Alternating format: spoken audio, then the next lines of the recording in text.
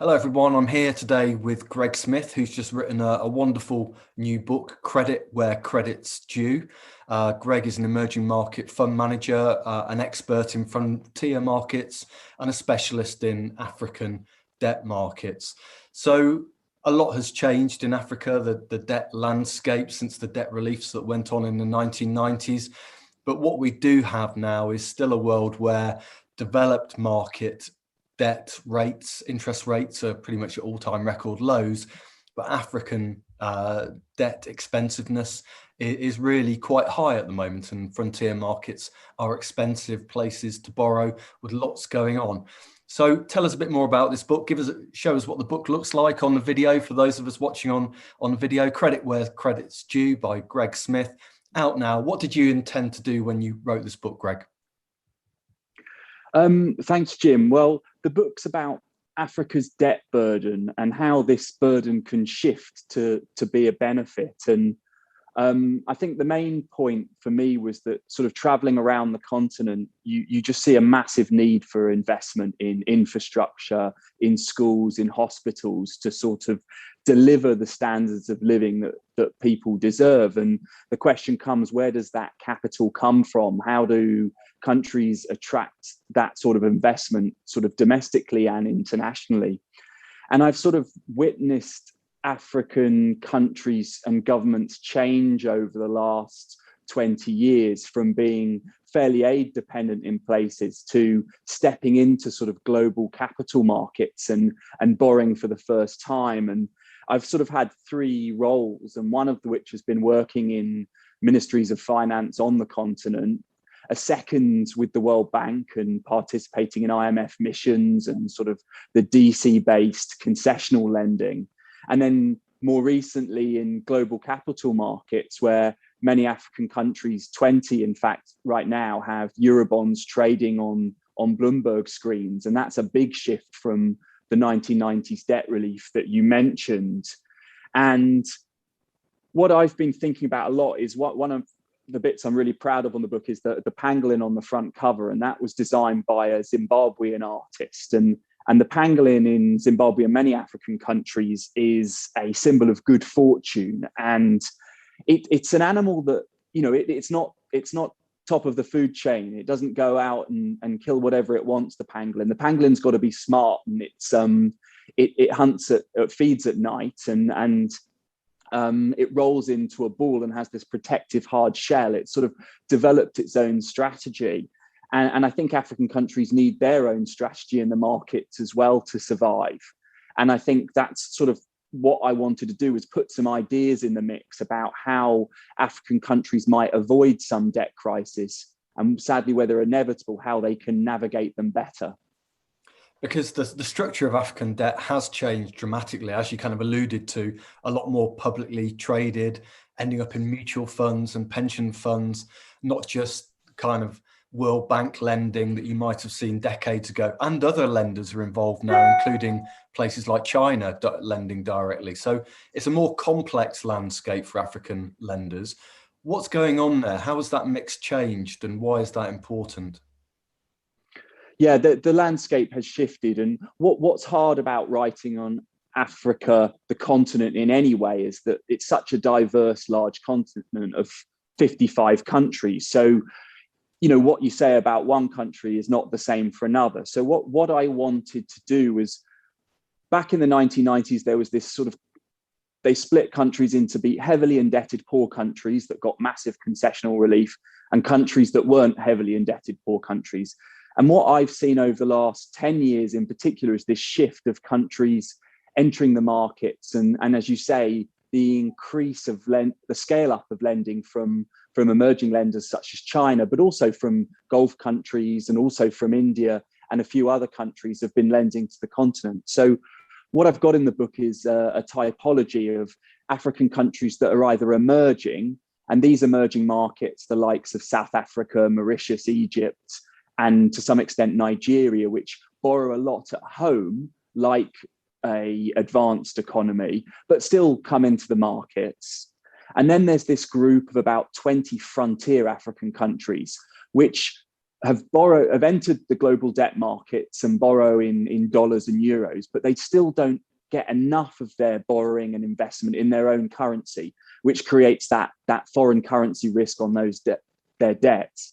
And these frontier markets, the likes of Kenya, Ghana, Senegal, Ivory Coast, are also the ones that have borrowed most heavily from China. And China's lending is particularly concentrated on several African countries, Angola being one of the biggest recipients of Chinese lending. So these frontier countries have a different type of debt stock and a different debt challenge. And then the remaining third are either poor or prudent. There are countries that haven't tapped global markets and are reliant on overseas aid. Most of their borrowing is very concessional and from the likes of the World Bank, the African Development Bank. And then we have a few prudent countries who are actually quite rich and don't need to borrow, such as Botswana, because it has savings accumulated from its sale of diamonds. Okay. Thinking about the pandemic then, the developed market economies generally have had higher death rates and a worse COVID response in some ways, but have been able to borrow at, as we've talked about, rock bottom rates during the pandemic. Actually, in Africa, perhaps the COVID outcomes have been better than many people might have expected as regard to healthcare outcomes so far anyway, and yet their borrowing rates have gone up dramatically to such an extent that there have been talks about debt relief, repayment suspensions from G20 countries, and I guess some anticipation that maybe Africa is heading towards a new debt crisis in the next couple of years. What's your view on that? Are we heading into a kind of fiscal cliff or debt cliff and default wave from Africa? So what we saw over the last 10 years was an accumulation of debt. Debt increased from very low levels to much higher levels. And that's sort of 2019, just before the pandemic struck. And so what we obviously saw last year, it was an unprecedented crisis is the word everyone gives it, because we haven't had a pandemic in so many decades. And so we really didn't know how it would hit. So initially in March and April early, people were really worried, as they were in the same in developed markets, which dislocated in March.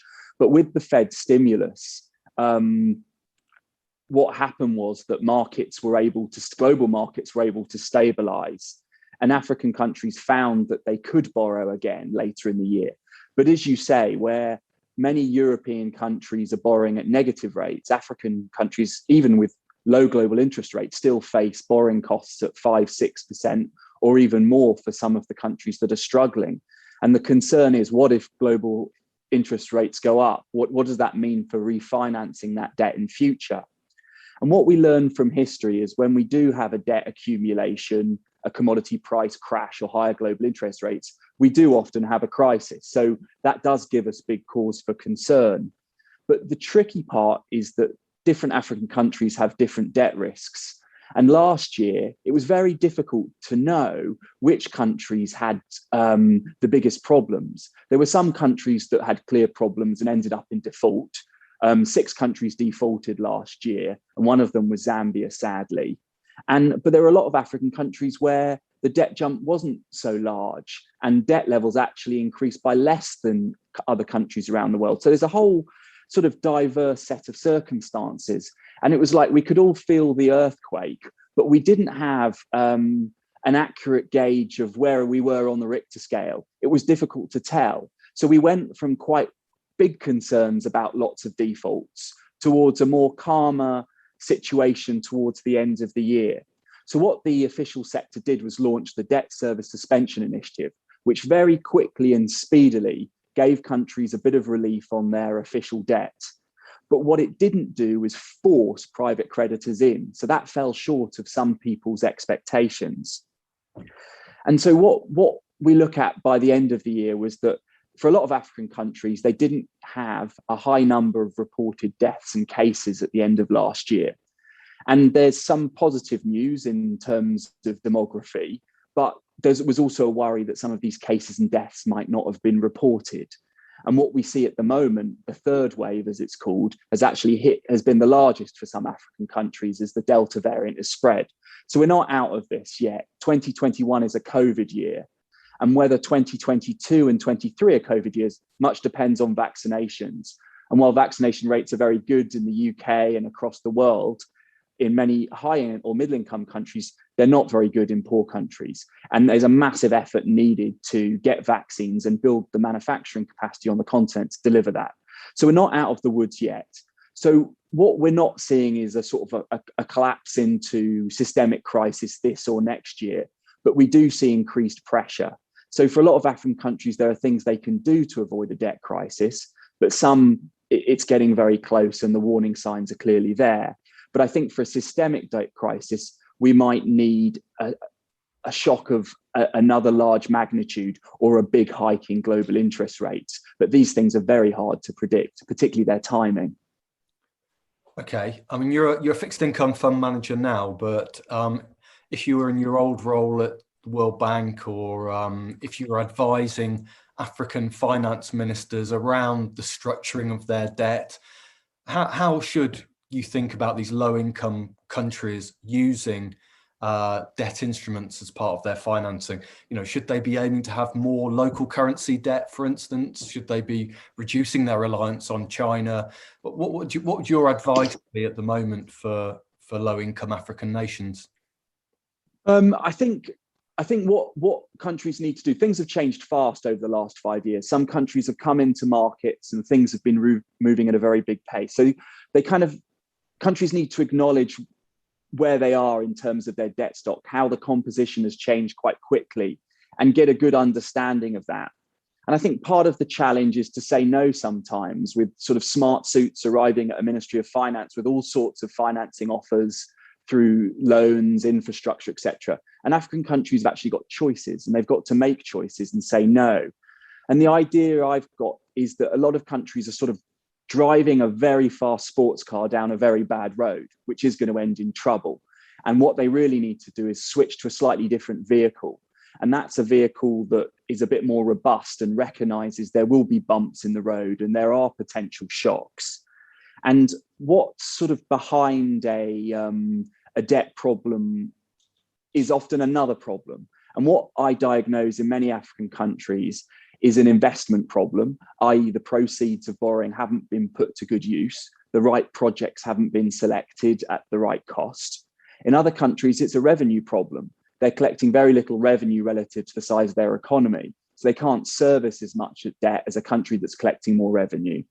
Another is a growth problem, getting the rate of growth to sort of match the rate of interest and to create that economic engine that allows the debt GDP to moderate.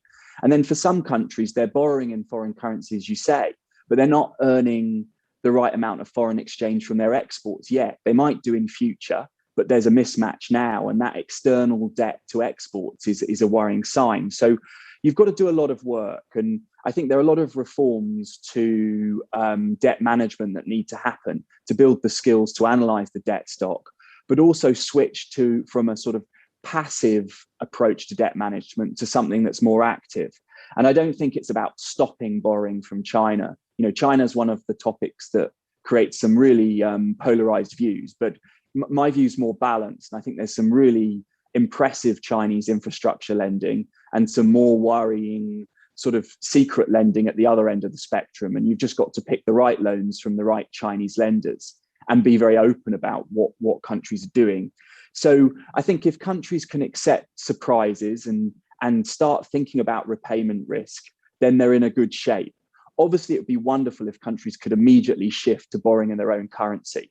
But what we've learned is that's a long, hard road. And that's going to happen with reform. And it can happen, but it will happen only slowly. So in the meantime, you've got to probably, at least in the frontier countries, allow for some borrowing from abroad to meet those infrastructure needs, where you make the steps so that you can eventually claim some form of monetary sovereignty and borrow in your own currency. And that FX risk goes away, much like it has in many Asian countries since their crises at the end of the 1990s. Okay, thanks, Greg. Let's have one more look at that pangolin on the front cover of your wonderful book, Where Credit is Due by Gregory Smith. It's out now. How Africa's Debt Can Be a Benefit, Not a Burden. Great book. Thanks very much for coming on today, Greg, and catch up soon. Thank you. Thanks, Jim.